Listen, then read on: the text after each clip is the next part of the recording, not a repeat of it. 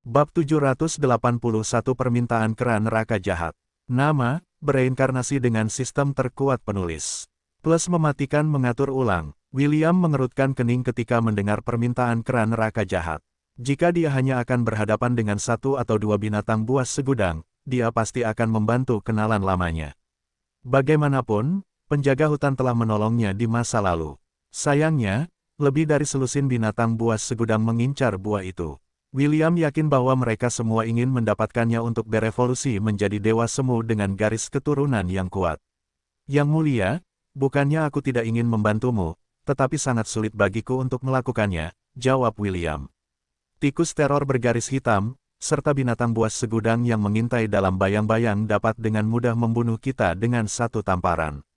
Pertarungan untuk mendapatkan buah emas itu jauh di luar jangkauan kita. Kera neraka jahat menghela napas. Dia mengerti bahwa permintaannya terlalu sulit bagi manusia yang belum melangkah ke tingkat Sein untuk melakukannya. Jika ia berada di posisi William, ia mungkin sudah mengabaikan si idiot yang meminta mereka mempertaruhkan nyawa demi dirinya. Meski begitu, ia berharap William dapat membantunya merebut buah dalam pertarungan bebas ini, sehingga ia dapat mewujudkan mimpinya. Pemuda itu menatap half-elf yang sudah beberapa tahun tidak ia lihat. Saat pertama kali melihat William, ia hanyalah seorang anak rapuh yang akan mati jika ia tidak sengaja menginjaknya. Kini, remaja berambut merah itu terkenal di seluruh dunia atas prestasi yang diraihnya di Menara Babilonia.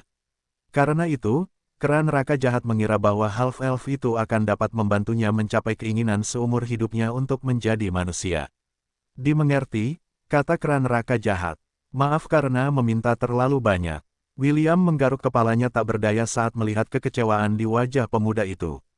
Namun, ia tidak akan mempertaruhkan nyawa Chiffon dan Lilith dalam pertarungan di mana mereka berada dalam posisi yang sangat tidak menguntungkan. Maaf, Yang Mulia, jika saya dapat membantu Anda dengan cara lain tanpa membahayakan nyawa kami, saya akan dengan senang hati membantu Anda. Ucap William. Setelah merenung sejenak, kera neraka iblis itu kemudian memikirkan sesuatu. Apakah Anda punya cara yang dapat menahan binatang buas ini untuk sementara?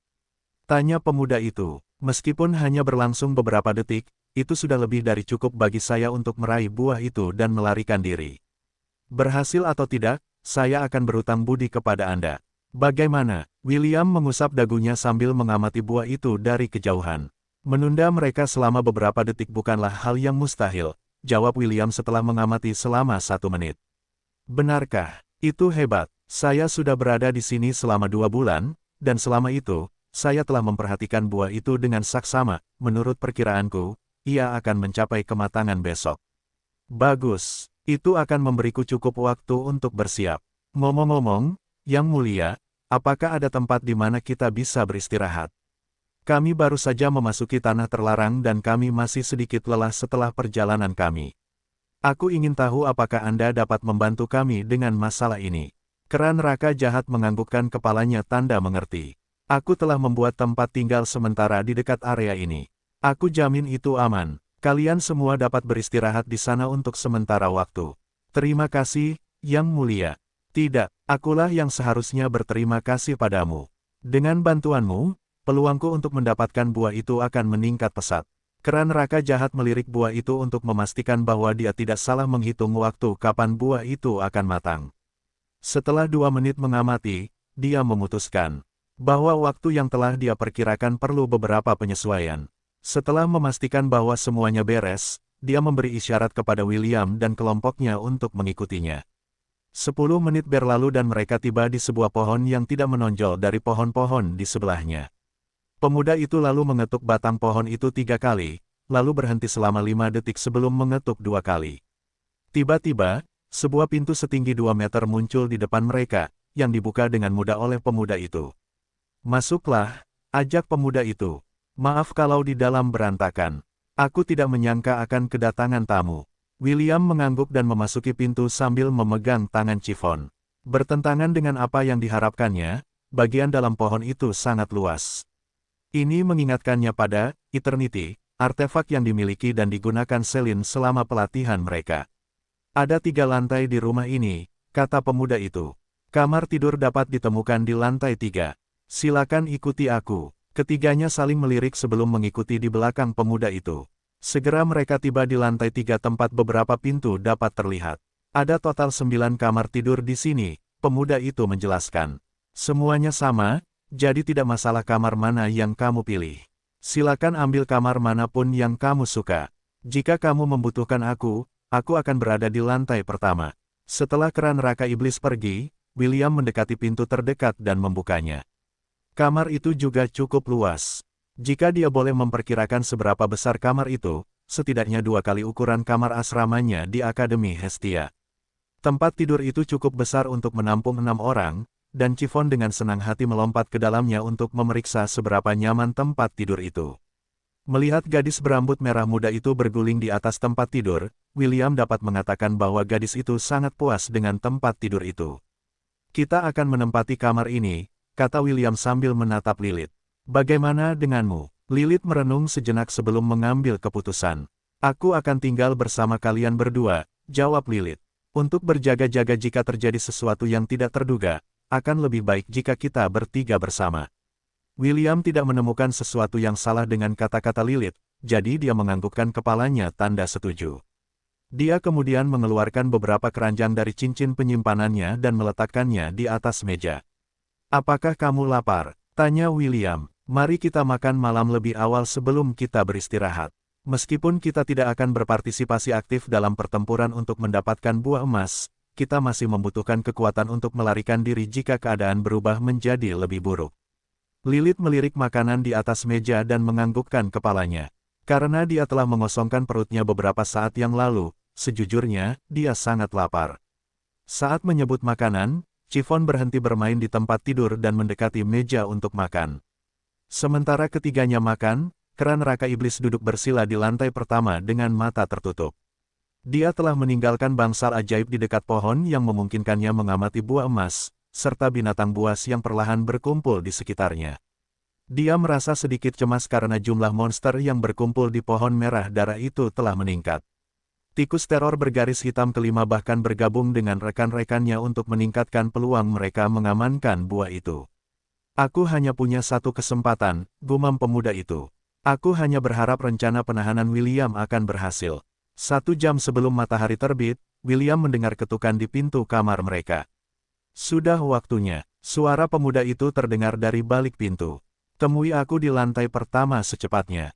Si kera neraka jahat itu bahkan tidak menunggu jawaban William dan meninggalkan mereka untuk melakukan beberapa persiapan terakhir. William dan Lilith sudah terbangun ketika mendengar ketukan di pintu. Hanya Chiffon yang masih tertidur, dan membasahi dada William dengan air liurnya. Ini bukan pertama kalinya hal ini terjadi, jadi si peri half itu sudah terbiasa dengan kebiasaan tidur gadis berambut merah muda itu. Chiffon, bangun, William menyenggol pelan si rakus yang sedang tidur itu. Sarapan sudah siap. Mata gadis berambut merah muda itu tiba-tiba terbuka saat dia melihat sekelilingnya dengan mengantuk. William terkekeh sambil mencubit pelan pipi Chiffon, yang membuat gadis itu tersadar dari lamunan. 10 menit kemudian, mereka semua berkumpul di lantai pertama. William menjelaskan strategi yang akan mereka gunakan, dan iblis Hell AP menganggukkan kepalanya tanda mengerti. Setelah kalian menyelesaikan bagian kalian, larilah sejauh yang kalian bisa, kata pemuda itu. Aku akan menuju ke arah timur, jadi kalian larilah ke arah barat. Iblis Hell AP kemudian memberi William sebuah permata biru dengan desain yang rumit. Ini akan membuatku bisa merasakan lokasi kalian, pemuda itu menjelaskan. Setelah aku lolos dari kejaran mereka, aku akan datang untuk menemukan kalian. Sampai kita bertemu lagi, berusahalah untuk bertahan hidup. William, Chiffon, dan Lilith menganggukkan kepala mereka. Karena ini adalah terakhir kalinya iblis Hell AP menggunakan pohon sebagai markasnya, ia mengambil artefak khusus yang telah ia tanamkan di pohon dan menyimpannya di dalam gelang emas di pergelangan tangan kanannya. Ini adalah gelang yang sama yang memungkinkannya untuk sementara waktu berubah menjadi manusia. Iblis Hell AP tidak ingin berpura-pura menjadi manusia. Ia benar-benar ingin menjadi manusia, jadi meskipun ia bisa berubah menjadi manusia, ia tetap ingin mewujudkan mimpinya untuk benar-benar menjadi manusia.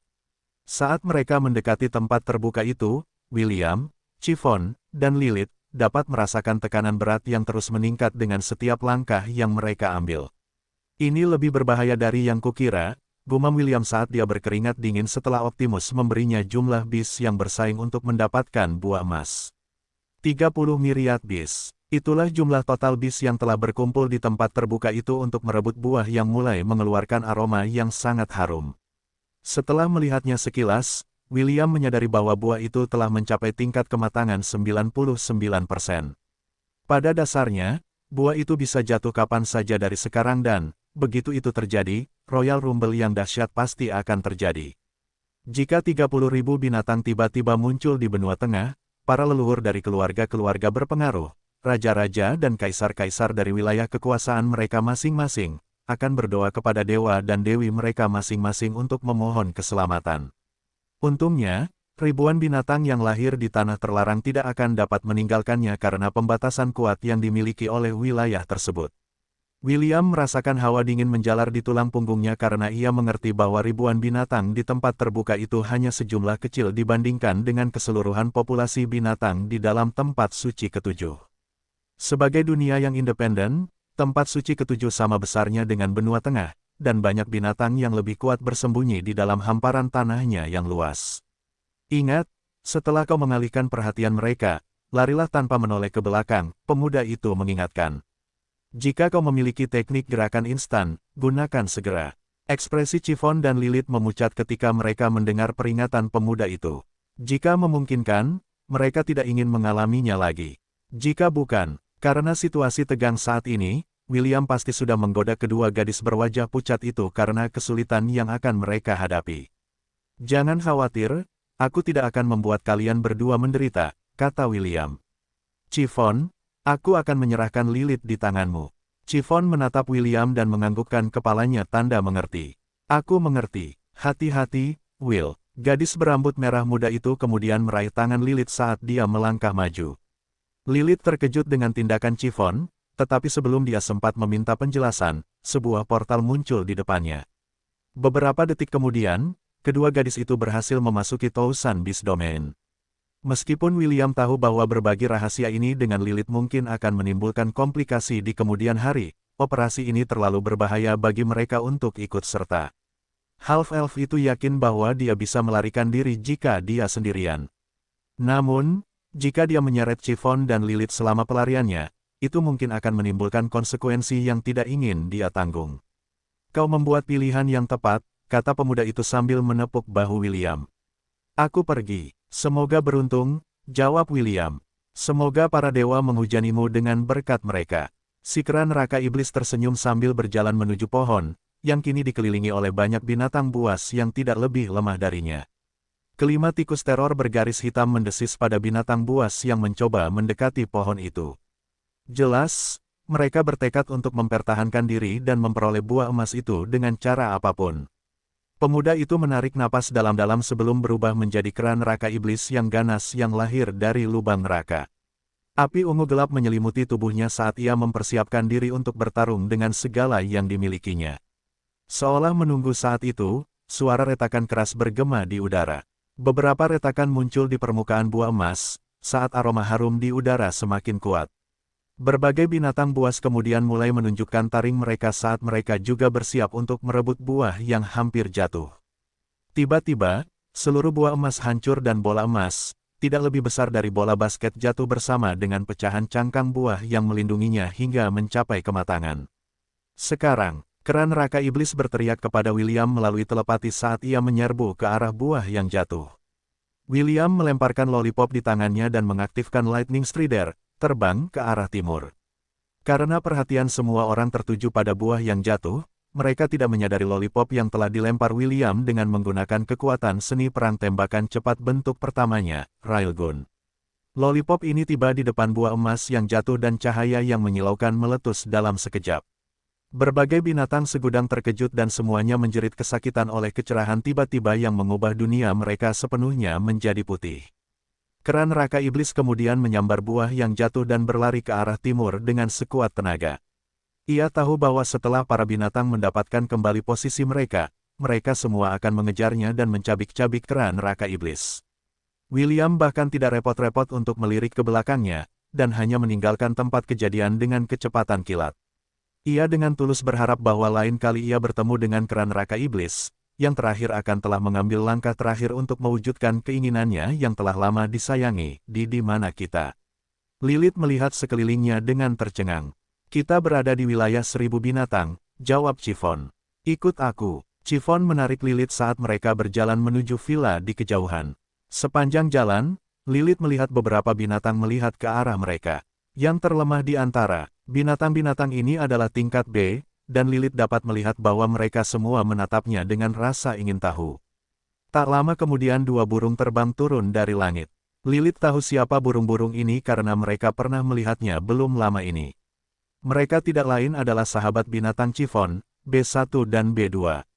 Kedua burung bodoh itu mengecilkan ukuran mereka hingga keduanya seukuran burung pipit.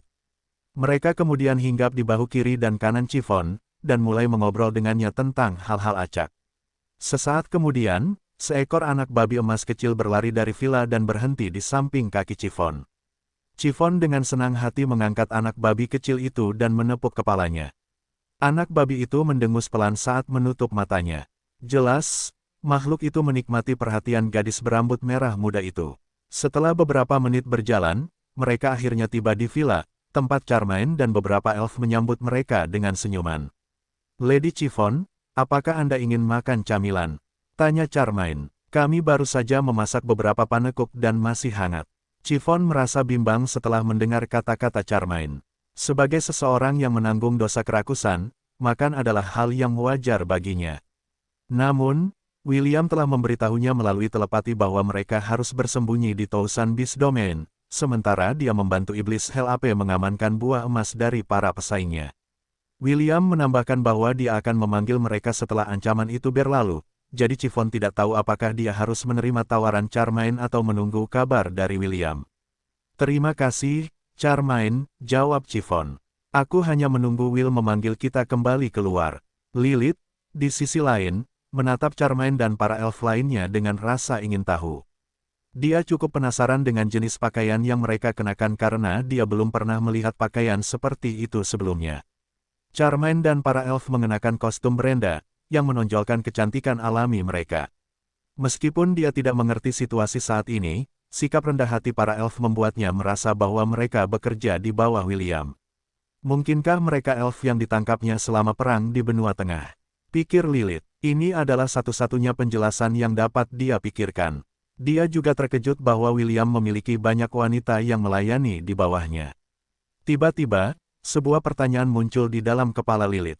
Dia kemudian mendekati Charmaine dan memutuskan untuk bertanya padanya, untuk mengonfirmasi dugaannya. Apakah kalian semua selir William? Tanya Lilith. Apakah ini alasan mengapa dia tidak tertarik mengunjungi kekaisaran kita? Ketika para elf mendengar pertanyaan Lilith, mereka semua tersipu dan menatap Amazon dengan ekspresi, andai saja itu benar, di wajah mereka. Charmaine tersenyum pahit kepada Lilith sambil menggelengkan kepalanya. Kami bukan selir Sir William. Namun, aku yakin jika dia bertanya kepada salah satu dari kami apakah kami ingin menghangatkan tempat tidurnya, kami semua pasti akan menjawab ya. Sangat disayangkan bahwa tuan kami sangat menyayangi Lady Chiffon dan istri-istrinya yang lain, jadi kami tidak diberi kesempatan untuk melayaninya sepenuhnya. Lilith mengerutkan kening ketika mendengar ini. Dia kemudian melirik Chiffon sekilas sebelum mengalihkan perhatiannya kembali ke Charmaine. Namamu Charmaine, kan? Apakah kamu kenal seseorang bernama Pearl? Tanya Lilith. Setelah menjadi bagian dari kelompok Putri Eowyn, dia berhasil berteman dengan Pearl. Kakak perempuan Charmaine pernah menyebutkan bahwa William telah mengambil hak asuh adiknya, dan tujuannya adalah untuk membebaskannya. Lilith tidak mengerti apa yang dimaksud Pearl ketika dia mengatakan bahwa William telah mengambil hak asuh adiknya. Namun, setelah melihat elf cantik di depannya, dia akhirnya mengerti apa yang dimaksud dengan ditahan. Setelah mendengar nama adiknya, Charmaine menunjukkan ekspresi sedih di wajahnya. Karena perubahan suasana hatinya yang tiba-tiba, Lilith mengira bahwa para elf dipaksa untuk tinggal di wilayah 1000 binatang terlepas dari keinginan mereka. Penemuan ini membuatnya memandang William dengan cara baru, tetapi kata-kata elf berikutnya membuatnya merasa bahwa asumsinya salah. Kami melakukan hal-hal yang mengerikan selama perang di benua selatan, jawab Charmaine. Saya, dan yang lainnya, ingin menebus dosa-dosa kami dengan melayani Lord William selama beberapa tahun. Bahkan jika kami melayani Sir William seumur hidup, itu tidak akan cukup untuk membalas belas kasihan yang telah diberikannya kepada kami. Kakak saya tidak mengerti ini dan mempersulit Lord kami. Sebenarnya, Sir William bermaksud membebaskan kita setelah beberapa tahun. Sangat disayangkan bahwa adikku ingin menggunakan kekerasan untuk menyeretku kembali ke benua Silvermoon. Lilith mengerutkan kening karena perlu juga menyebutkan bahwa karakter adiknya sangat berbeda dari yang dikenalnya. Dia bahkan menduga bahwa William telah mencuci otaknya, dan seluruh elf. Setelah mendengar jawaban Carmine, Lilith sampai pada kesimpulan yang sama. Elf adalah ras yang sombong dan arogan. Mereka tidak akan bersikap seperti budak kepada seseorang, terutama jika orang itu adalah half-elf. Bagi mereka, half-elf adalah aib. Setiap kali mereka melihatnya, sebagian besar elf akan mengejek mereka karena menodai garis keturunan murni mereka. Inilah sebabnya mengapa sebagian besar half-elf tidak bergaul dengan elf karena elf akan berusaha keras membuat half-elf merasa rendah diri. Lilith tahu bahwa bukan haknya untuk mengatakan siapa yang benar atau salah.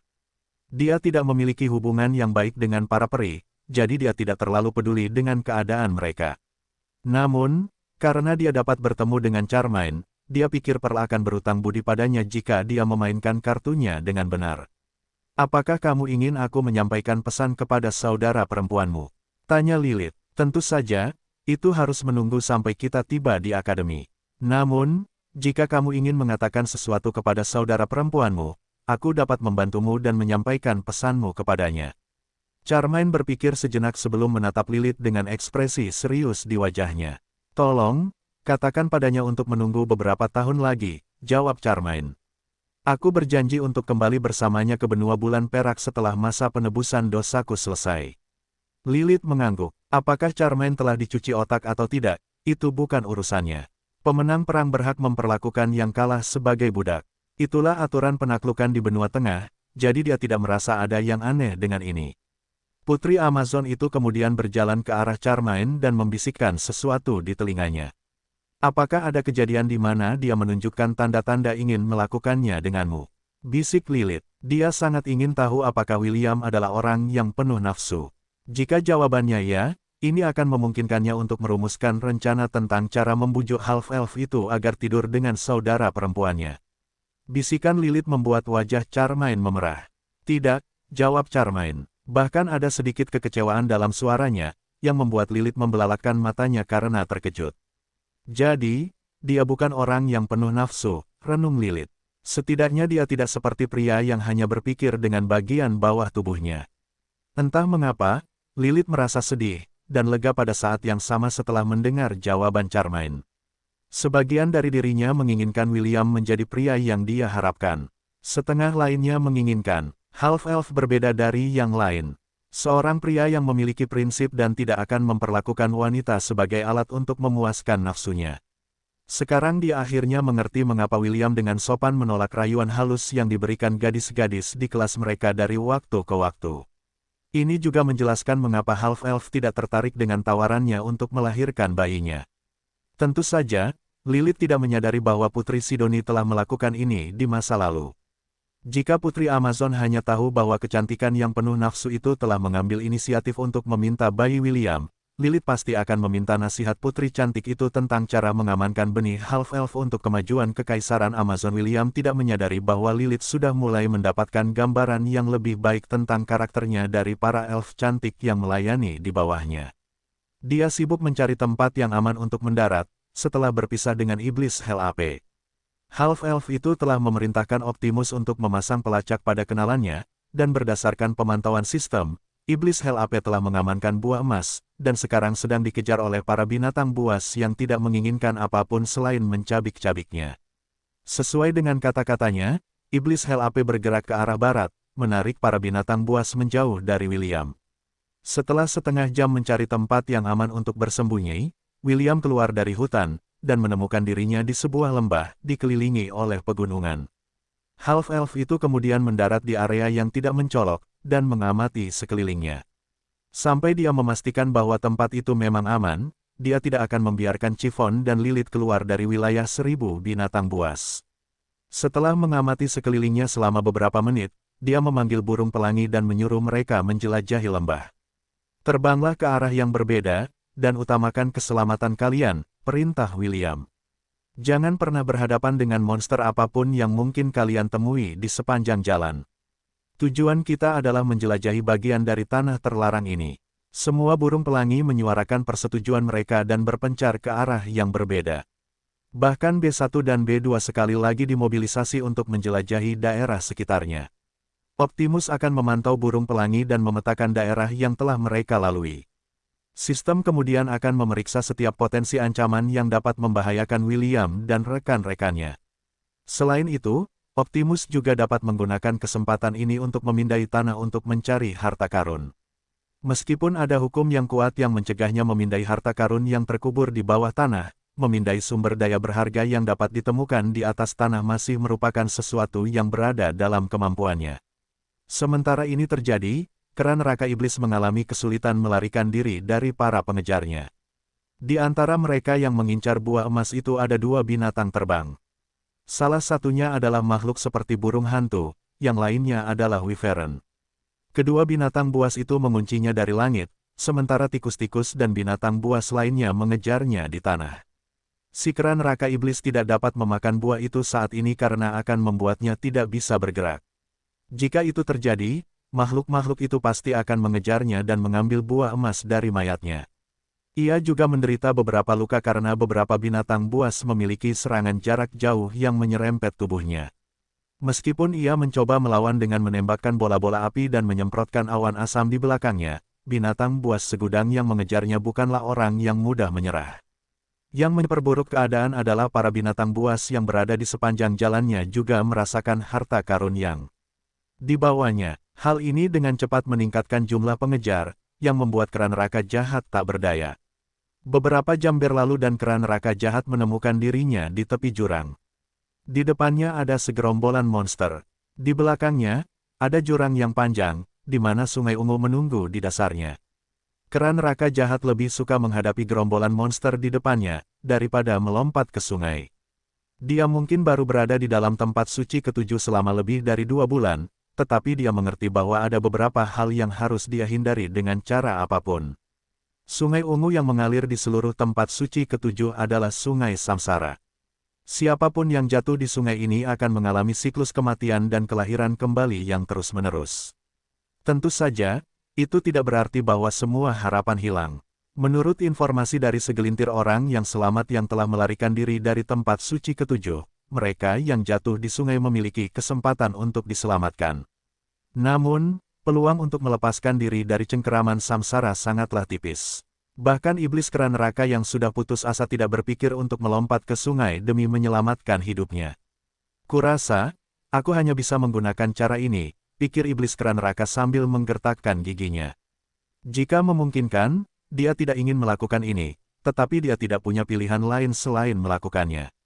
Iblis kera neraka membatalkan transformasinya dan berubah menjadi seorang pemuda. Dia memegang buah emas di tangannya dan mengangkatnya tinggi-tinggi ke udara. Kau menginginkan ini. Kalau begitu, kemarilah dan ambillah. Pemuda itu meraung sambil melemparkan buah emas itu ke arah gerombolan monster. Seekor wyvern bersayap terbakar menukik turun dari langit dan mengulurkan cakarnya untuk meraih buah emas yang dilemparkan ke tengah-tengah kelompok monster yang padat itu. Sebelum wyvern itu bahkan bisa meraih buah emas itu dengan cakarnya, beberapa serangan terbang ke arahnya, yang langsung memberinya luka parah. Dengan jeritan kesakitan yang tak tertahankan, wyvern itu jatuh ke tanah dan hancur berkeping-keping oleh para monster yang menganggapnya sebagai pemandangan yang tidak sedap dipandang. Setelah mengakhiri hidup wyvern itu, mereka semua menatap buah emas yang bersinar di tanah. Tidak ada yang berani mendekatinya begitu saja karena jumlah monster yang mengincarnya telah melebihi 500. Blazewing Wyvern adalah contoh sempurna dari apa yang akan terjadi pada siapapun yang dengan gegabah mencoba meraihnya. Karena itu, sebuah lahan terbuka selebar 10 meter dengan buah emas di jantungnya muncul di tengah-tengah kelompok monster itu. Tidak ada yang berani melakukan gerakan pertama, karena mereka menatap buah emas itu dengan penuh keserakahan. Si kera neraka iblis mendesah sambil menatap buah itu sekali lagi sebelum meninggalkan tempat itu. Meskipun dia tidak mau berpisah dengannya, hidupnya lebih penting. Selama aku masih hidup, akan ada kesempatan lain. Pemuda itu menghibur dirinya sendiri sambil berlari ke arah timur, meninggalkan buah emas yang berharga dan gerombolan monster di belakangnya. Beberapa Rainbow Bird mati semenit setelah mereka mulai menjelajahi lembah. Millennial Beast pada tahap puncaknya, Pseudo Myriad Beast, dan Myriad Beast dapat ditemukan di seluruh lembah. Butiran keringat terbentuk di dahi William saat dia memeriksa peta di halaman statusnya. Titik-titik oranye, merah, dan ungu berkedip-kedip memenuhi seluruh peta. Sekilas pandang saja sudah lebih dari cukup untuk memberitahu William bahwa dia dikelilingi oleh monster di setiap arah. Titik-titik oranye mewakili monster di puncak peringkat milenial. Titik-titik merah mewakili monster yang hanya setengah langkah lagi untuk menjadi Myriad Beast. Titik-titik ungu, di sisi lain, adalah Myriad Beast Bonafide, dan William akan bodoh jika dia dengan ceroboh melintasi wilayah mereka. Menurut pemindaian Optimus, sebagian besar Myriad Beast berada di tempat-tempat yang menyimpan sumber daya, mirip dengan buah emas yang dicari oleh kera neraka jahat. Bahkan sekarang, William tidak percaya bahwa begitu banyak Myriad Beast dapat ditemukan di dalam Forbidden Ground, dan itu membuatnya takut. Alasan kecemasan William sangat sederhana. Jika begitu banyak Myriad Beast dapat ditemukan di dalam Seven Sanctum, itu hanya bisa berarti satu hal. Harus ada seorang demigod, atau para demigod, yang berdiri di puncak rantai makanan. Dengan konsentrasi binatang buas yang kuat seperti itu, hampir mustahil jika tidak ada demigod yang berdiri di puncak domain ini. Vlad adalah demigod yang memerintah hutan Strathmore, pikir William.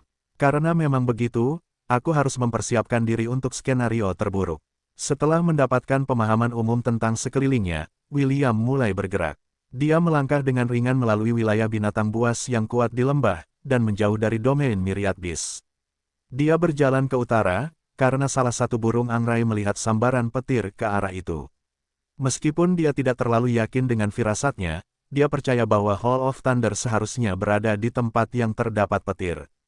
William memberi perintah baru kepada Rainbow Bird yang masih hidup dan mereka semua terbang ke arah utara. B1 sendiri memimpin karena B2 telah mati, setelah tanpa sadar memasuki wilayah Flying Myriad Beast. Setiap menit, semakin banyak Rainbow Bird yang mati. 2 jam kemudian, bahkan B1 mati setelah terkena bola api dari tanah. Ketika semua Rainbow Bird telah jatuh, William juga menghentikan lajunya. Dia membuat gua kecil di kaki gunung. Dia kemudian mengukir beberapa rune yang akan menyembunyikan kehadirannya, dan baunya, dari bis yang menjelajahi sekelilingnya. Setelah memastikan tempat persembunyiannya yang baru aman, William kemudian membuka portal yang mengarah ke domain 1000 binatang untuk beristirahat. Perjalanan itu telah membuat sarafnya tegang hingga batasnya karena ia harus selalu waspada terhadap sekelilingnya. Ia baru bisa bernapas lega setelah memasuki domainnya.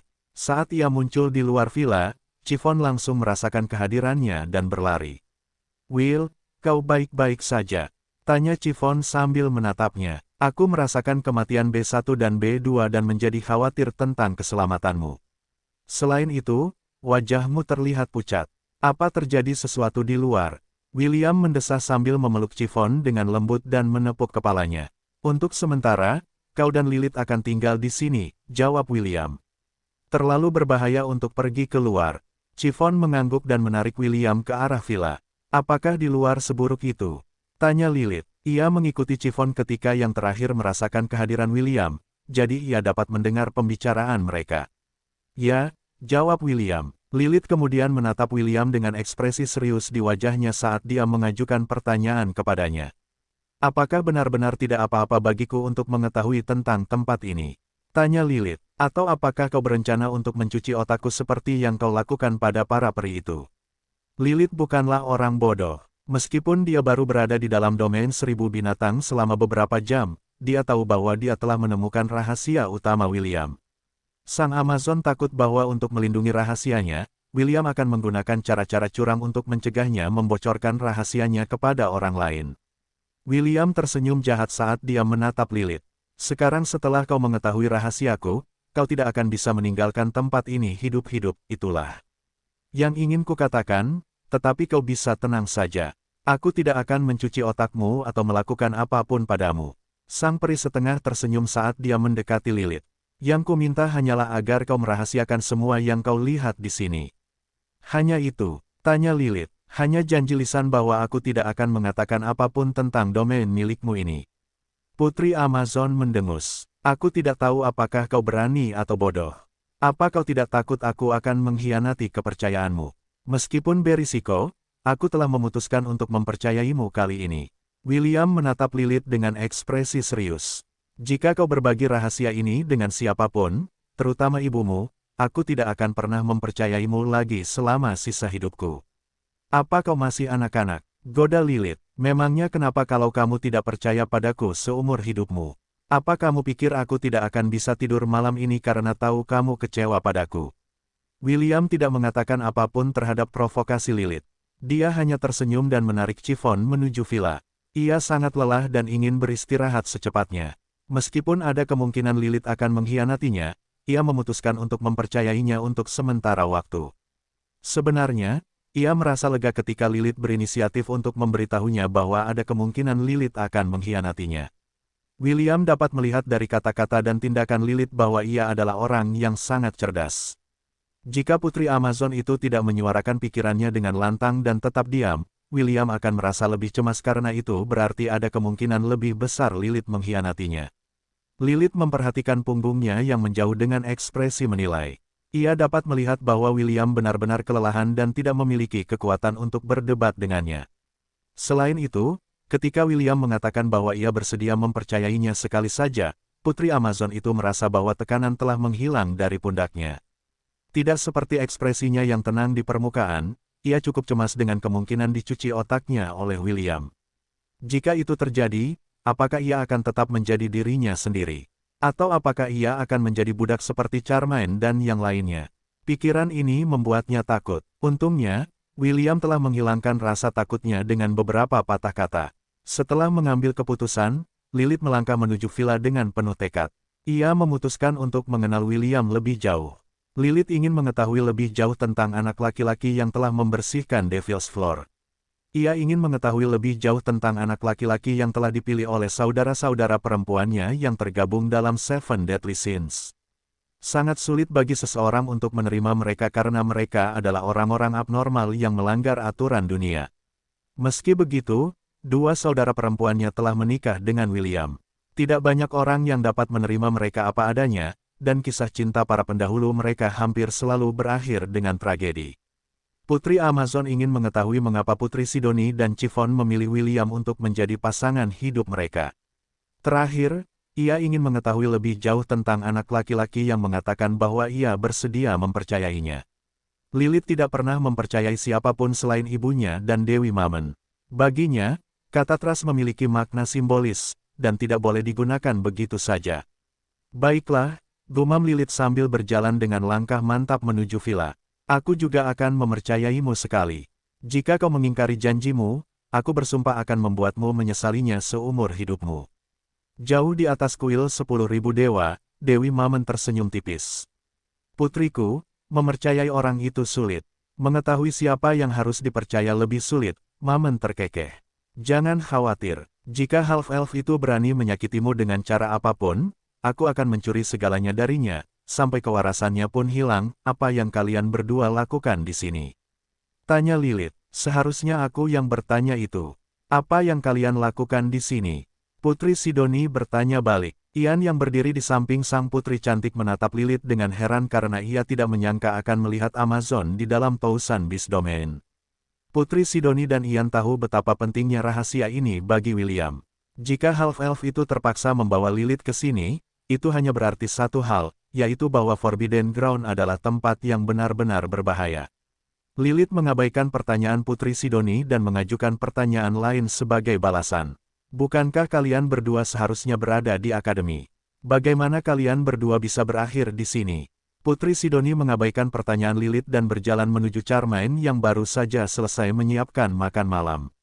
Ia kemudian menyeret elf itu ke sudut ruangan, dan bertanya kepadanya dengan bisikan pelan.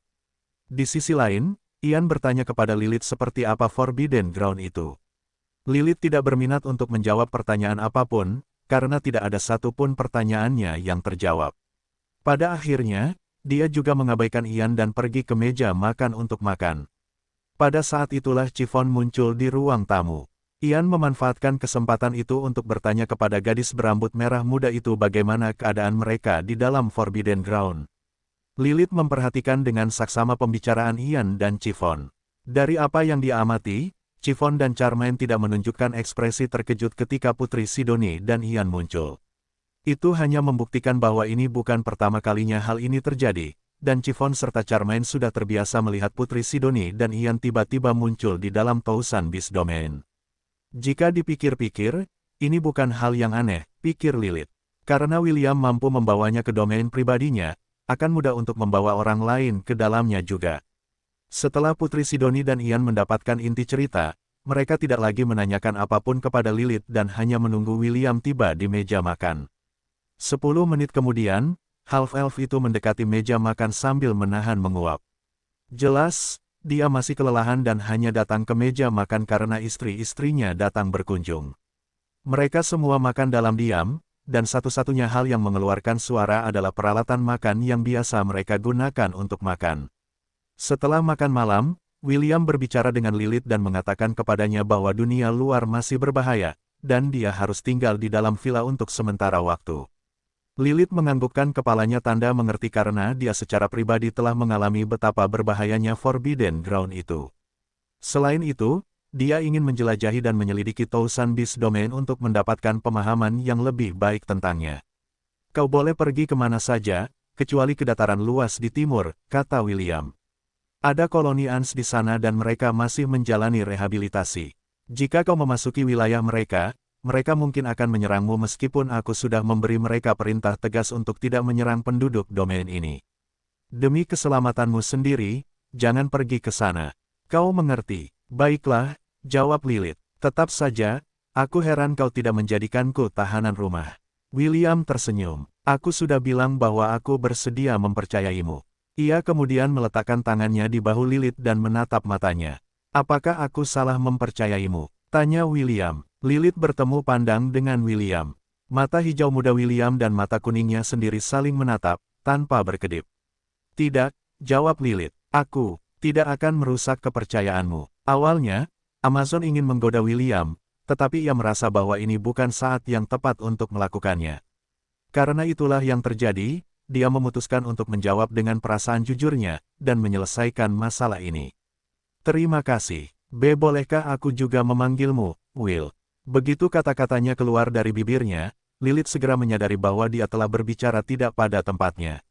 Untuk sesaat, dia ingin menarik kembali kata-katanya dan memberitahu William bahwa dia hanya bercanda. Di sisi lain, half-elf itu berkedip sekali lalu 2 kali sebelum tersenyum kepada Amazon yang kebingungan itu. Tentu saja, jawab William. Aku harap kita berdua bisa menjadi teman baik, Lilith. William mengulurkan tangannya untuk berjabat tangan. Lilith menerima jabat tangan itu dan memegang tangan William dengan erat. Setelah menjabatnya 2 kali, keduanya melepaskannya pada saat yang sama. Selamat malam, kata William. Sampai jumpa besok. Lilith mengangguk singkat sebagai balasannya sebelum menundukkan kepalanya. Selamat malam, jawab Lilith sebelum berbalik untuk kembali ke kamar yang telah disediakan untuknya.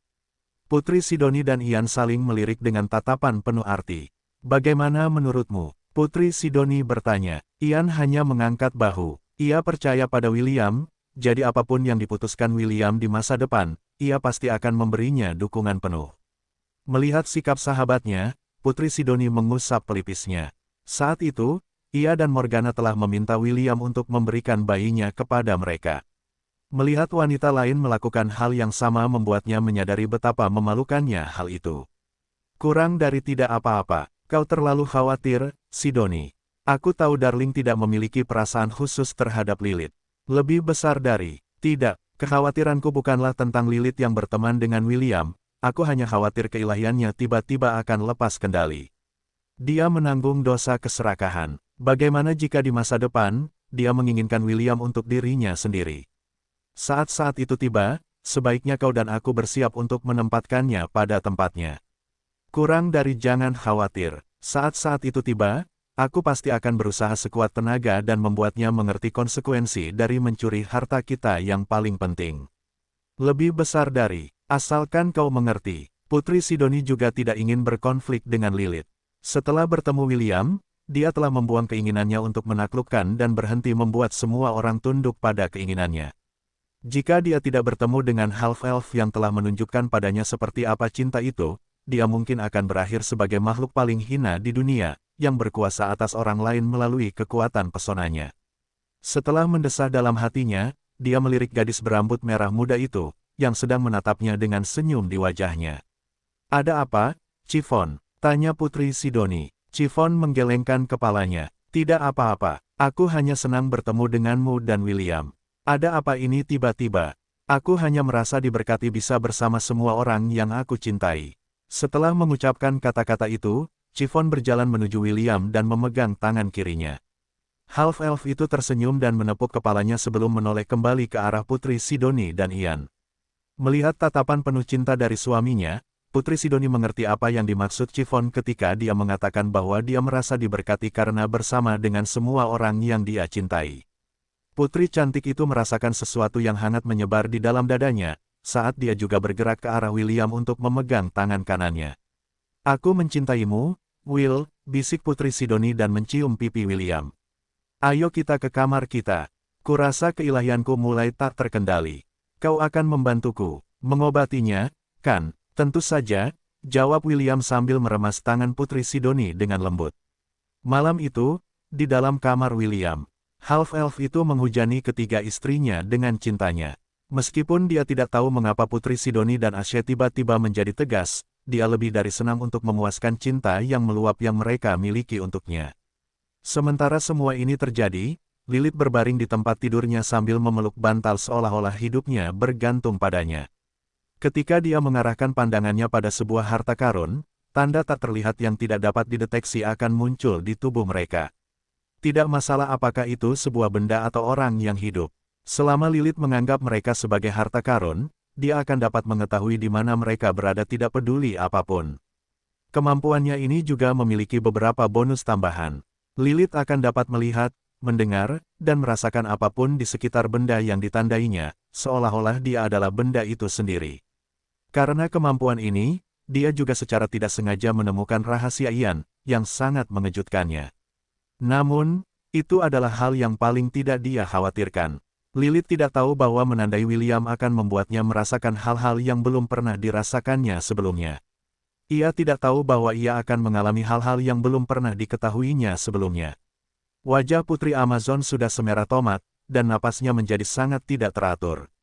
Meskipun ini bukan niat awalnya, dia dapat menyaksikan, dan mengalami bagaimana William bercinta dengan istri-istrinya. Rasa senang yang luar biasa ditransfer ke setiap serat keberadaannya.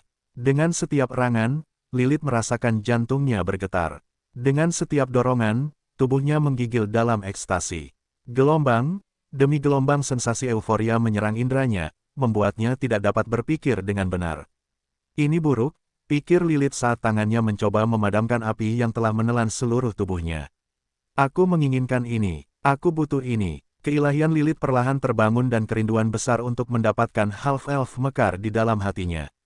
Di masa lalu, dia hanya ingin tahu tentang William, tetapi sekarang dia dikonsumsi oleh keserakahan yang menguasai indranya.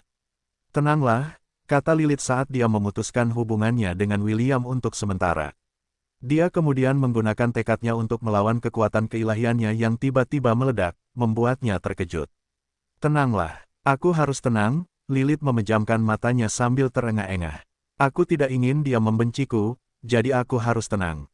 Mata kuning Lilith bersinar saat keilahian di dalam tubuhnya melonjak. Pada akhirnya, Putri Amazon mengeluarkan botol dari cincin penyimpanannya.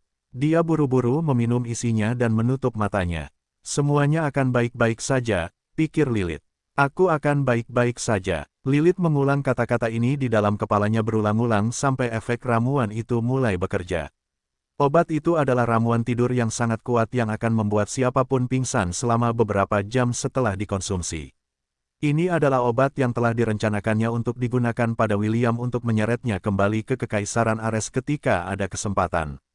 Sekarang, dia terpaksa mengonsumsi ramuan yang sama ini untuk mencegah keilahiannya lepas kendali. Tak lama kemudian, Putri Amazon itu ambruk di tempat tidur dengan air mata mengalir di pelupuk matanya. Ramuan itu telah berefek, dan bahayanya telah ditekan untuk sementara waktu. Ia berharap saat pagi tiba, keinginannya akan mereda. Dengan begitu, Ia akan dapat bersikap normal di hadapan William, yang masih belum menyadari bahwa Putri Amazon telah menandainya sebagai harta yang hanya miliknya. Selamat pagi, William menyapa Lilith begitu. Melihatnya di ruang tamu vilanya. Selamat pagi, jawab Lilith sambil menatap wajah William. Ia bisa merasakan pipinya memanas saat pemandangan, suara, dan sensasi yang ia rasakan kemarin muncul kembali. William mengerutkan kening saat melihat ekspresi memerah di wajah Lilith. Ia segera berjalan ke arahnya, dan menempelkan telapak tangannya di dahinya, untuk memeriksa apakah ia sakit atau demam. Half-elf itu mengira Putri Amazon itu telah terinfeksi penyakit yang hanya ada di tanah terlarang, karena wajahnya yang merah. Aku baik-baik saja, kata Lilith sambil menepis tangan William dari dahinya. Namun, alih-alih melepaskan tangan half-elf itu, ia menggenggamnya erat-erat sambil menatap William dengan wajah merah padam. Terima kasih atas perhatianmu. Aku hanya kurang tidur tadi malam jadi mungkin aku tidak dalam performa terbaikku. Begitu, jawab William, senang mengetahuinya. Karena Lilith memegang tangan William, remaja berambut merah itu meminta Optimus untuk menggunakan mantra diagnostik pada tubuh Lilith untuk memastikan bahwa dia dalam kondisi prima. Kurang dari tidak ada yang salah dengan Lilith. Semua tanda vitalnya baik, dan aku tidak melihat kelainan apapun selain detak jantungnya yang sedikit lebih tinggi, yang menurutku normal untuk gadis seusianya. Lebih besar dari, senang mendengarnya, jawab William. Half-elf itu tersenyum pada Amazon yang sedang menatap wajahnya dengan ekspresi serius. Tatapannya begitu intens sehingga membuat William merasa tidak nyaman. Meskipun dia tidak keberatan ditatap oleh seorang gadis cantik, tatapan Lilith berbeda. Tatapannya seperti pencuri yang mencari cara untuk mencuri harta karun yang tersimpan di dalam wadah kristal. William tidak merasa aman di bawah tatapan Lilith, dan dia merasa bahwa Lilith akan mengikatnya dan membawanya pulang bersamanya. Apakah ada sesuatu di wajahku? Tanya William sambil berusaha menjaga ekspresi tenang di wajahnya. Atau mungkin kau menganggapku begitu tampan sehingga kau tidak bisa mengalihkan pandanganmu dariku. Kata-kata William menyadarkan Lilith dari linglungnya, dan dengan enggan Lilith melepaskan tangannya, sebelum berjalan cepat menuju ruang makan. Half-elf itu menggaruk kepalanya karena dia tidak mengerti apa yang baru saja terjadi antara dirinya dan Putri Amazon. Putri Sidoni, Ashe, dan Chiffon, masih tidur di dalam kamar William. Ketiganya telah bertarung dengan William hingga fajar, dan mereka semua sangat kelelahan. Ini bukan pertama kalinya hal ini terjadi, jadi half-elf itu yakin bahwa ketiga istrinya akan bangun sekitar tengah hari. Untuk saat ini, dia memutuskan untuk sarapan sebelum melanjutkan penjelajahan ke tempat suci ketujuh sendirian. Tujuannya adalah pergi ke tempat di mana petir itu aktif. Meskipun tidak ada bukti, William berpikir bahwa Hall of Thunder lebih mungkin muncul di tempat di mana badai petir mengamuk tanpa halangan. Setelah sarapan dan meninggalkan pesan kepada Lilith untuk disampaikan kepada Chiffon, William meninggalkan villa dan kembali ke dunia nyata. Begitu William muncul di dalam gua darurat yang telah dibuatnya malam sebelumnya, dia berhadapan langsung dengan sosok berjubah yang hampir membuatnya melompat ketakutan. Tenang saja, ini hanya aku. Orang yang berdiri di depannya berkata dan melepaskan jubah yang menutupi tubuhnya. Meskipun bagian dalam gua itu gelap, penglihatan gelap William memungkinkannya untuk melihat wajah yang dikenalnya dari pemuda yang telah dilihatnya sehari sebelumnya. Yang mulia, tolong, jangan menakutiku seperti itu, kata William sambil menempelkan tangannya di dadanya. Anda hampir membuatku terkena serangan jantung. Pemuda itu tersenyum pahit kepada William sambil memberi isyarat kepada half-elf untuk duduk. William menurut dan mengamati pemuda di depannya. Dia cukup yakin bahwa pemuda itu telah mengambil buah emas dari pohon, tetapi setelah mengamati dengan seksama, dia tidak melihat perubahan apapun pada penampilan dan aura kera neraka iblis. Pemuda itu memahami tatapan William yang penuh penilaian dan mendesah dalam-dalam. Aku bisa mendapatkan buah itu berkat bantuanmu, tetapi aku tidak bisa menyimpannya, kata pemuda itu dengan sedikit kesedihan. Pada akhirnya, aku terpaksa menyerahkannya agar bisa bertahan hidup. Aku sangat meremehkan daya tarik buah emas itu bagi makhluk-makhluk di dalam tempat suci ketujuh. William merasa kasihan pada pemuda di depannya, tetapi dia juga tahu bahwa kera neraka iblis membuat pilihan yang tepat dengan melepaskan buah emas itu sebagai ganti nyawanya. Apakah Anda punya rencana masa depan, Yang Mulia? Tanya William. Tidak, jawab pemuda itu dengan sedih. Juga, berhentilah memanggilku, Yang Mulia. Mulai sekarang, Anda bisa memanggilku Aldrich. Dimengerti, Lord Aldrich. Bagus. William menatap pemuda di depannya dan menjawab pertanyaan yang sangat ingin ditanyakannya. Lord Aldrich, bagaimana Anda menemukan saya? Tanya William. Dia sangat penasaran bagaimana iblis Hell AP dapat menentukan lokasinya. Pertanyaan yang bagus. Saya dapat menemukan Anda karena saya dapat melacak aura Anda, jawab Aldrich. Ini adalah kemampuan yang saya peroleh setelah menghabiskan sebulan di dalam Seven Sanctum. Indra saya mengalami terobosan dan saya dapat mengunci aura individu manapun yang saya pilih. Saya sudah mengatakan bahwa apakah saya berhasil atau tidak, saya akan berutang budi kepada Anda. Aku menghafal auramu agar aku bisa menemukanmu, dan membalas budi atas bantuan yang telah kau berikan kepadaku. Sekarang, katakan padaku, apa yang kau cari di tanah terlarang ini? Jangan bilang kau hanya jalan-jalan di tempat berbahaya ini. Setelah merenung sejenak, William memutuskan untuk memberitahu kera neraka iblis bahwa dia sedang mencari Aula Guntur. Dia berharap Aldrich telah menemukan tempat ini selama 2 bulan dia tinggal di dalam tempat suci ketujuh. Aula Guntur, Aldrich mengerutkan kening. Kau juga mencarinya? Juga, ya, sejujurnya, aku juga mencarinya. Aku seharusnya menuju ke sana setelah memperoleh buah emas. Rencanaku adalah memakan buah itu, sambil menjalani ujian Guntur surgawi. Menurut orang itu, peluangku untuk mencapai tujuanku akan lebih tinggi jika aku memiliki buah emas itu. Dia juga orang yang memberiku gelang ini yang memungkinkanku untuk sementara waktu mengambil wujud manusia. Jika aku ingat dengan benar, namanya seharusnya Ariadne. Tubuh William menegang setelah mendengar nama yang familiar itu. Dia belum melihat Oracle sejak dia meninggalkan benua selatan, dan dia merasa seluruh situasi ini membingungkan. Aldrich, apakah kamu ingat wajahnya? William bertanya. Dia ingin tahu apakah kera neraka iblis itu mengacu pada Oracle yang melayani di bawah Dewa Gembala, atau seorang wanita yang hanya memiliki nama yang sama. Aldrich menggelengkan kepalanya. Ini juga alasan mengapa dia memberiku kesan yang bertahan lama. Selain namanya, aku tidak dapat mengingat wajahnya. Selama seluruh percakapan kami, aku merasa seperti fokusku akan hilang dari waktu ke waktu setiap kali aku mengamati wajahnya. Itu adalah pertemuan yang cukup misterius. Ah, aku hampir lupa. Ketika dia bertemu denganku, dia tidak sendirian. Ada seorang gadis muda, dengan rambut merah di sampingnya. Sebenarnya, gadis kecil itu juga memegang tongkat kayu, mirip dengan yang kamu miliki. Jika ingatanku benar, namanya adalah Eve. William tidak menyangka akan mendengar tentang pertemuan Aldrich dengan Ariadne. Sebagai seorang Oracle, Ariadne diberkahi dengan kekuatan untuk melihat masa depan. Tidak seperti kemampuan Clairvoyance Elliot, wanita misterius. Itu dapat mengaktifkan kemampuannya kapanpun ia menginginkannya. Pertemuanku dengan Aldrich seharusnya hanya kebetulan, kan? Pikir William. Namun, ia tidak dapat menghentikan firasat buruk di dalam kepalanya bahwa Oracle mungkin telah mengatur segalanya agar William bertemu dengan iblis Hell AP di dalam Seven Sanctum. Untuk sementara, William memutuskan untuk mengajukan pertanyaan-pertanyaan halus untuk memverifikasi firasatnya. Bagaimana kau bertemu dengannya? Tanya William. Half-elf itu tahu bahwa Guardian of the Forest lebih suka tinggal di dalam domainnya dan tidak ikut campur dengan dunia luar. Bahkan ketika William datang untuk meminta bantuannya, William hanya mengatakan bahwa ia akan membantu William jika ia dapat membantunya menjadi manusia.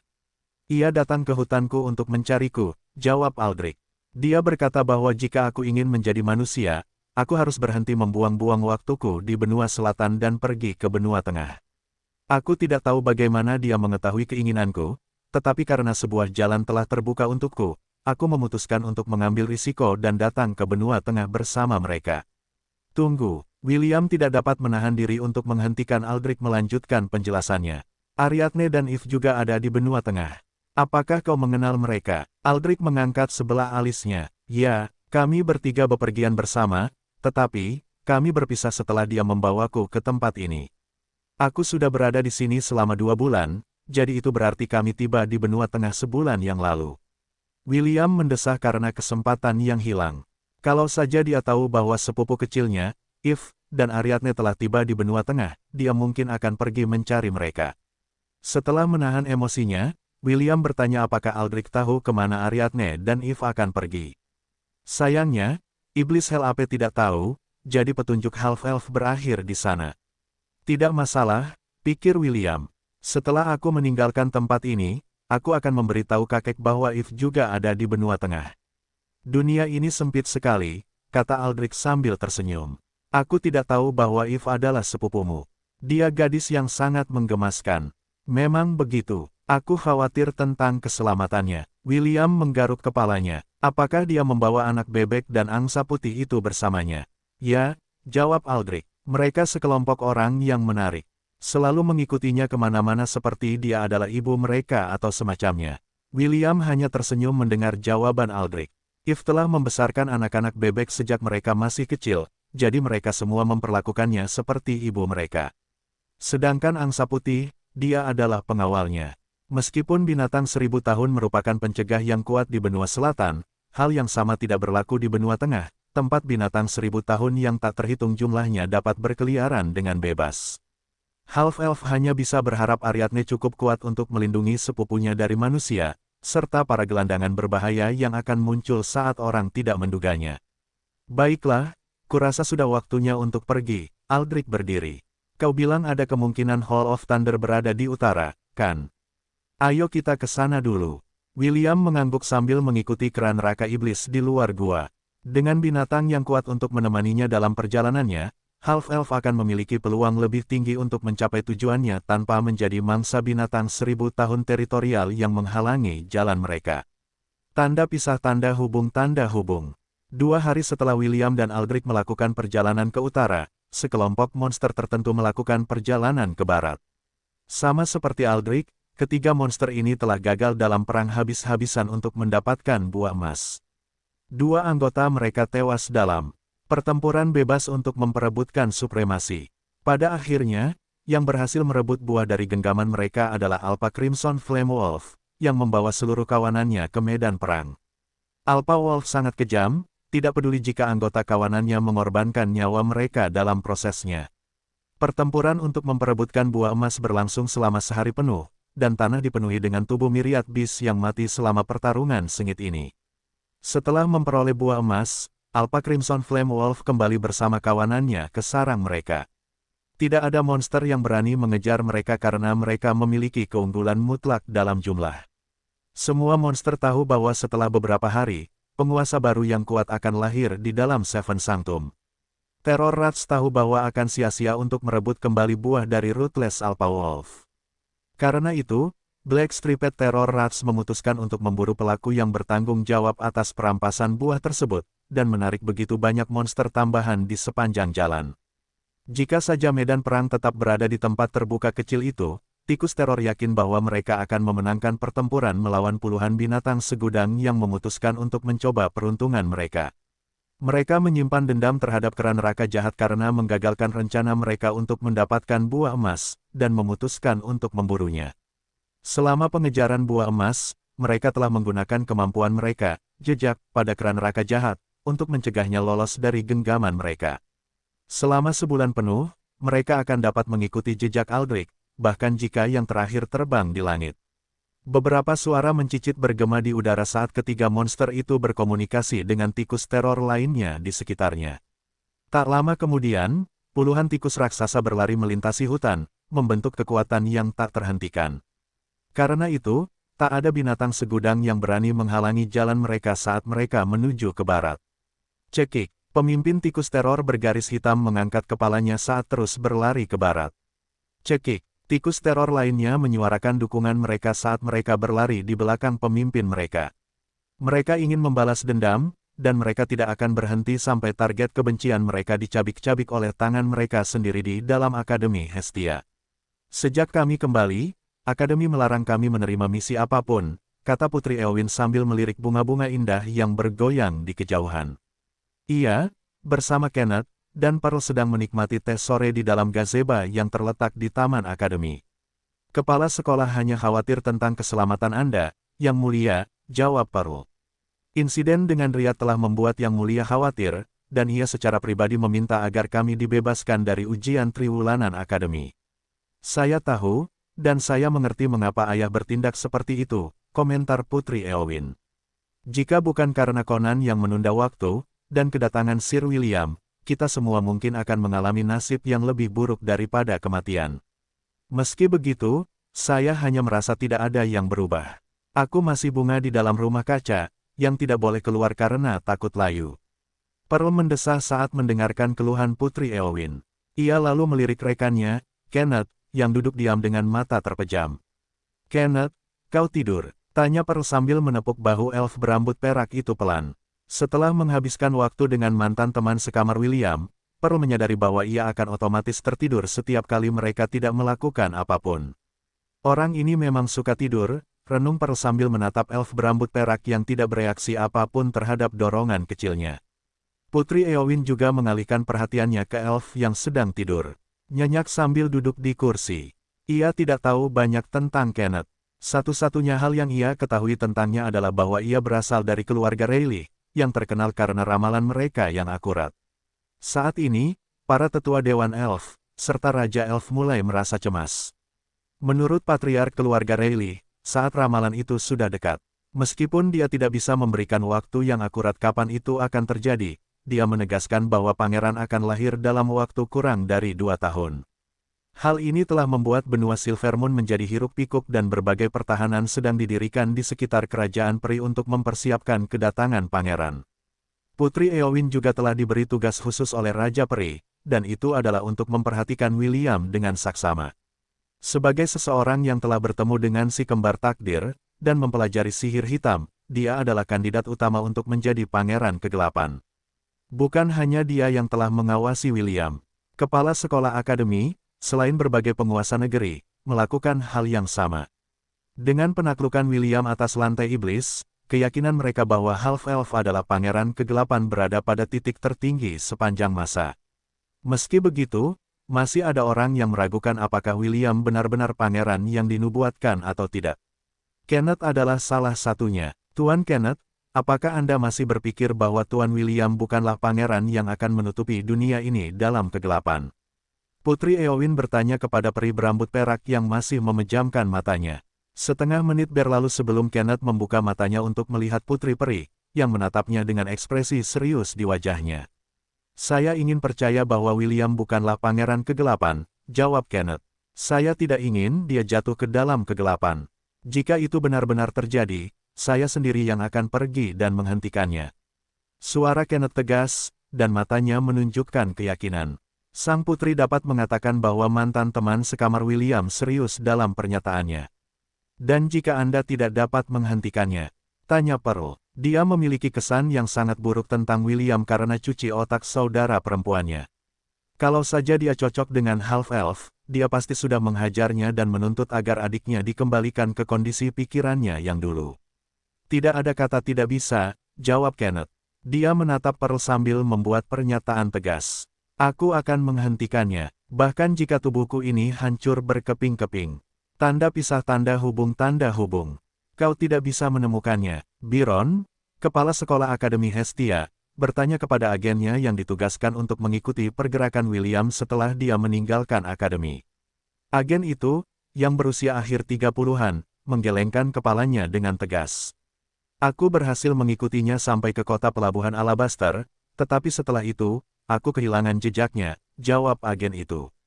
"Aku bertanya dengan saksama kepada wakil kapten angkatan darat bernama Halet, tetapi dia tidak tahu kemana William berencana pergi. Half-Elf itu hanya mengatakan kepadanya bahwa dia akan pergi bertamasya dengan 2 wanita yang menemaninya." Byron mendengus. "Bertamasya kakiku." Byron mengangkat tangannya dan sebuah gulungan raksasa muncul di depannya.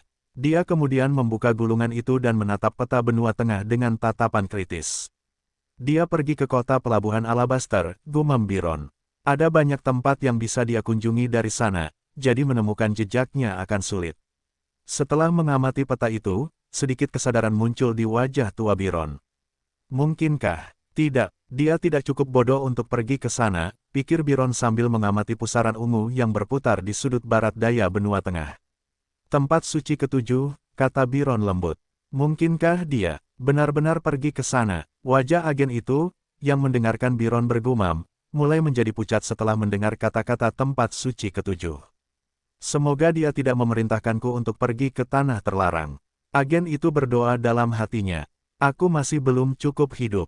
Aku tidak ingin mati." Setelah beberapa menit, Biron mendesah dan memberi isyarat agar agen itu pergi. Agen itu menundukkan kepalanya dengan hormat sebelum meninggalkan kantor kepala sekolah.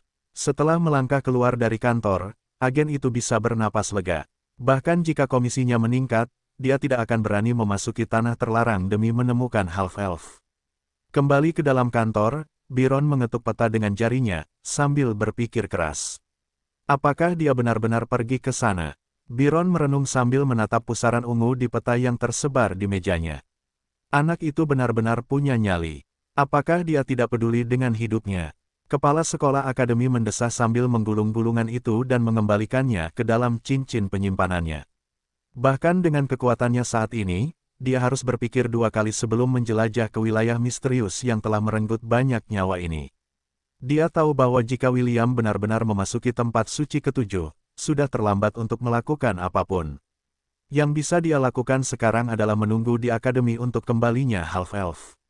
Saat kepala sekolah hendak menangani masalah mendesak lainnya yang membutuhkan perhatiannya, pintu ruangannya pecah, dan seorang peri kecil memasuki ruangan dengan senyum lebar di wajahnya. Kepala sekolah, aku di sini, Chloe mengumumkan saat ia mendarat di meja kepala sekolah. Aku sudah menyelesaikan misiku. Barang yang kau minta telah dikirim dengan benar. Sudut bibir Biron berkedut saat ia melihat pintu kantornya yang hancur. Ia baru saja memperbaikinya seminggu yang lalu, dan pintu itu sekali lagi dihancurkan oleh peri kecil yang suka menghancurkan barang-barang yang menghalangi jalannya. Chloe, bukankah aku sudah bilang padamu untuk mengetuk pintu dengan benar sebelum kau memasuki kantorku? Tanya Biron, bukankah aku baru saja melakukan apa yang kau suruh? Chloe menjawab sambil memiringkan kepalanya. Aku sudah merobohkan pintumu dengan benar. Hehehe, sekarang, bayar aku untuk misiku. Aku berencana untuk pergi berbelanja. Peri kecil itu mengulurkan tangan kecilnya dan menuntut pembayarannya. Biron hendak berdebat dengannya ketika sebuah ide muncul di benaknya. Katakan, Chloe, aku punya misi lain untukmu, dan aku berencana memberimu hadiah 2 kali lipat. Tidak, 3 kali lipat, tanya Biron sambil tersenyum ramah. Apa kau tertarik? 3 kali lipat hadiahnya. Chloe menatap kepala sekolah dengan curiga. Sejak kapan kau menjadi murah hati? Apa kau penipu? Katakan padaku, di mana kau sembunyikan lelaki tua pikun dan pelit yang tidak mandi itu?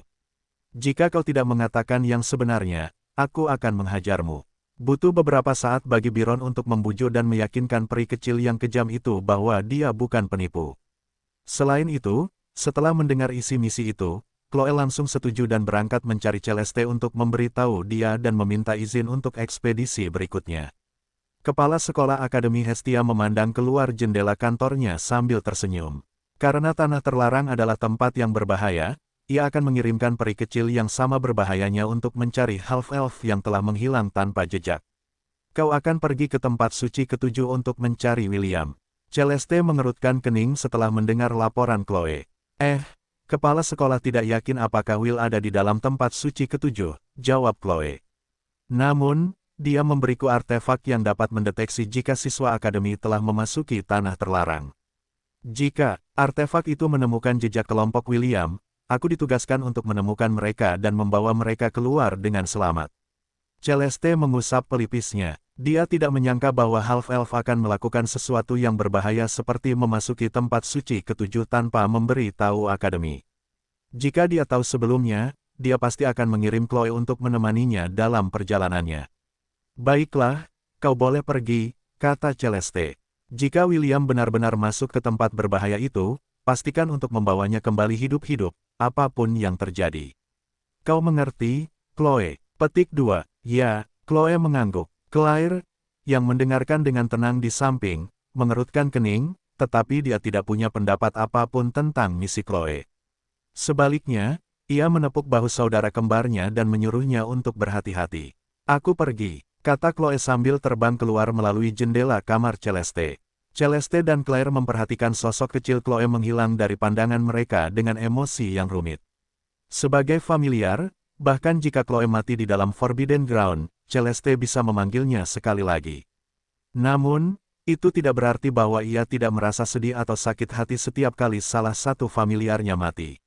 Chloe dan Claire lahir dari jiwa Celeste. Ketika mereka mati, peri cantik itu akan merasakan sakit yang menyengat di inti keberadaannya. William merasakan hal yang sama ketika Elliot dan Conan mati. Meskipun rasa sakit itu akan mereda seiring berjalannya waktu, itu tetap menjadi pengingat yang menyakitkan bagi Celeste dan William bahwa sebagian dari mereka telah mati bersama familiar mereka. Tanda pisah tanda hubung. 2 minggu telah berlalu sejak William dan Aldrich mulai berjalan menuju wilayah barat laut Forbidden Ground. Mereka mengalami beberapa kecelakaan di sepanjang jalan, tetapi dengan bantuan keran neraka iblis, mereka dapat tiba di tempat tujuan. William, Chiffon, Lilith, dan Aldrich menatap hamparan tanah yang luas tempat beberapa sungai ungu bertemu. Petir menyambar ke tanah secara massal, dan guntur bergemuruh tanpa henti. Ekspresi Aldrich menjadi muram karena bukan hanya sambaran petir yang benar-benar berbahaya, sungai-sungai yang mengelilingi daerah itu adalah cabang dari sungai Samsara. Satu kesalahan dan mereka akan menemukan diri mereka dalam siklus kelahiran dan kelahiran kembali yang tak berujung, yang hanya akan berhenti setelah kehidupan ke-13 mereka. William, Chiffon, Lilith, apapun yang terjadi, jangan jatuh ke sungai, kata Aldrich dengan ekspresi serius. Itu adalah sungai Samsara. Jika kalian jatuh ke sungai itu, obsesi dan ingatan kalian akan diambil dari kalian, dan kalian akan menjalani serangkaian kehidupan melalui siklus kematian dan kelahiran kembali. Aku menyarankan kalian semua untuk melangkah dengan hati-hati. William mengerutkan kening ketika mendengar penjelasan Aldrich. Melihat sungai-sungai yang mengamuk yang mirip dengan ular-ular ungu yang menutupi seluruh penglihatannya, dia ingin mengutuk dengan keras. Dengan medan yang sulit untuk dilalui, dan pemboman petir terus-menerus dari atas, Half-Elf merasa bahwa menemukan Hall of Thunder di tempat seperti neraka ini akan terbukti sangat berbahaya. Tepat ketika William hendak bertanya kepada Optimus apakah ia memiliki ide yang lebih baik tentang cara melintasi wilayah itu, serangkaian pemberitahuan berdering di dalam kepalanya. Peta di halaman statusnya membesar dan ratusan titik ungu muncul dan tampaknya menuju ke arah mereka. Kurang dari Will, menurut perhitunganku, tikus teror bergaris hitam ini tampaknya telah mengunci lokasi kami. Lebih besar dari apa? Kenapa? Pikiran William berpacu saat dia memikirkan beberapa kemungkinan mengapa tikus-tikus ini berlari jauh-jauh dari hutan mereka untuk mencari mereka. Aku jelas melarikan diri saat aku melempar lollipop, jadi mereka tidak mengejarku. William kemudian menatap keran neraka jahat yang tampaknya juga merasakan ada sesuatu yang salah. Jangan bilang padaku. Kurang dari itulah satu-satunya kemungkinan. Tikus teror bergaris hitam mengejar keran neraka jahat. Lebih besar dari, sial, segera, tanah bergetar saat gerombolan tikus teror muncul dalam penglihatan mereka. Jeritan melengking yang berbicara tentang kematian menyebar ke seluruh lingkungan mereka saat gerombolan monster itu menatap kelompok William dengan mata pembunuh. Chiffon, pergilah, perintah William sambil mencoba membuka portal yang mengarah ke wilayah 1000 binatang.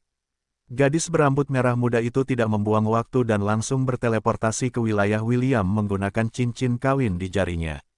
Sama seperti Collar of Wisteria milik Putri Sidoni, William telah menambahkan fitur khusus pada cincin kawin Chiffon, untuk memungkinkannya bepergian ke wilayah 1000 binatang, kapan saja, di mana saja. Begitu Chiffon aman, William mulai membuka portal sehingga Lilith dan Aldrich juga bisa memasuki wilayahnya. Namun, saat portal perlahan terbentuk di depan kelompok William, sebuah petir surgawi menyambarnya, membubarkan portal itu seketika. William, Lilith, dan Aldrich terpental oleh ledakan itu, membuat mereka tergelincir beberapa meter dari tempat mereka berdiri sebelumnya. Lari, William buru-buru berdiri dari tanah dan mengaktifkan avatar heroiknya. Lilith dan Aldrich melirik ke arahnya sebelum berlari menuju tanah seperti neraka yang berada tepat di depan mereka. William memegang tongkat emas di tangannya dan mengarahkan ujungnya ke gerombolan monster yang mendekat. Seni perang tembakan cepat, bentuk keempat. William meraung. Bazooka besar. Sebuah ledakan dahsyat meledak dari ujung tongkat emas dan terbang menuju ratusan tikus teror. Tubuh tikus-tikus itu bersinar merah saat mereka melepaskan kemampuan rasial mereka. Suara mengerikan yang mirip dengan kuku jari yang menggores papan tulis, mencapai telinga William. Ratusan pedang merah raksasa, yang memiliki kekuatan untuk merobek ruang, menghadapi serangan William yang menciptakan ledakan dahsyat yang meledakkannya, dan beberapa tikus menjauh dari tempat mereka berdiri. Setelah mendapatkan kembali pijakannya, William buru-buru menghindar ke samping, untuk menghindari primal range yang menghujaninya. Serangan yang berhasil dihindarinya menciptakan kawah selebar lebih dari 10 meter, sehingga memaksa William untuk menggunakan tongkat emasnya sebagai lompat galah untuk menambah jarak. Ia telah menyadari beberapa waktu lalu bahwa ia tidak bisa terbang di wilayah seperti neraka ini, yang membuat pelariannya menjadi sangat sulit. Menoleh untuk melihat teman-temannya, ia melihat Lilith memanggil jembatan kristal untuk menyeberang ke sisi lain dengan aman. Di sisi lain, Aldrich memanggil bola api untuk menyerang Crimson Blades yang menuju ke arah mereka. William menggertakkan giginya saat ia menembakkan beberapa railgun untuk menangkis Crimson Blades yang tidak dapat mengenai Aldrich. Berkat kekuatan tongkat emasnya yang dapat memanjangkan dirinya sendiri, Half-Elf itu melompati sungai Samsara tanpa rasa khawatir. Ia hendak mengacungkan jari tengah kepada Terror Rats ketika ia melihat sesuatu yang tidak terduga.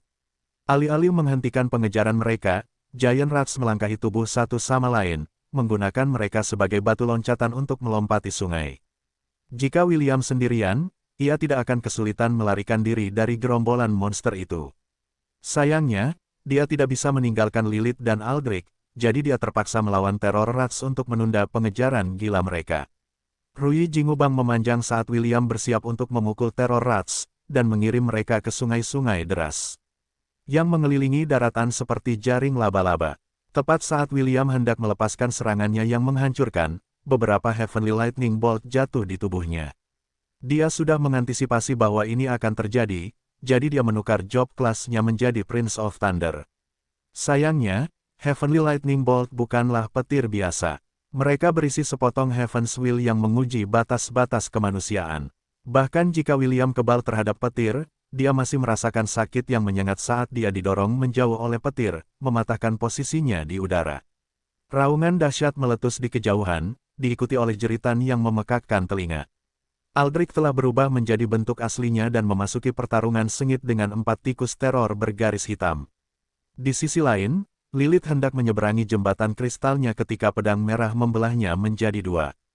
Tanpa menunjukkan belas kasihan, tikus teror melepaskan lusinan pedang merah ke arahnya.